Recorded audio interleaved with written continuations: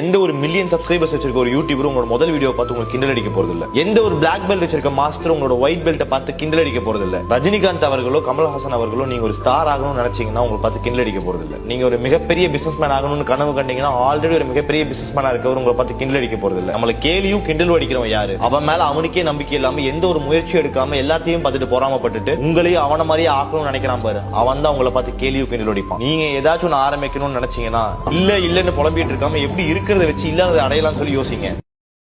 என்னை பொறுத்த வரைக்கும் வேலை அப்படிங்கிறது நம்மளுக்கு ரொம்ப மனசுக்கு பிடிச்ச ஒரு வேலையா இருக்கணும். டே டு டே அந்த வேலையை நம்ம திரும்ப திரும்ப செய்யணும்னு தோணும். எத்தனை வாட்டி செஞ்சாலும் நம்மளுக்கு போரும் அடிக்கக்கூடாது. ஸோ வேலைன்றது அந்த மாதிரி இருக்கணும்னு நினைக்கிறேன். ஏன்னா இன்னைக்கு வேலையினால தான் நம்மளுக்கு நிறைய அந்த ஸ்ட்ரெஸ்ஸு, அப்புறம் அந்த ஸ்ட்ரெஸ்ஸை போக்குறதுக்கு பல வழிகள் அப்படிலாம் இருக்கு இல்லையா. ஸோ நம்ம சிம்பிளாக வேலையை லவ் பண்ண ஆரம்பிச்சிட்டோம் அப்படின்னாலே அங்கேயே மேக்ஸிமம் எல்லாமே முடிஞ்சிரும் அப்படின்னு நினைக்கிறேன்.